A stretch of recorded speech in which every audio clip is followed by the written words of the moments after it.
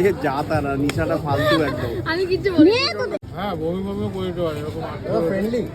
হ্যাঁ হ্যাঁ ওই বড় ছোট ভাই।